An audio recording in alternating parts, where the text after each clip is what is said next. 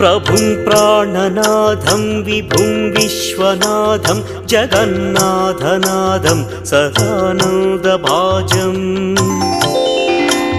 भवद्भव्यभूतेश्वरं भूतनाथं शिवं शङ्करं शम्भुमीशानमीडे गळेरुण्डमालं तनौ सर्पजालं महाकालकालं गणेशादिपालम् जटाजूटगङ्गोत्तरं दैर्विशिष्यं शिवं शङ्करं शम्भुमीशानमीडे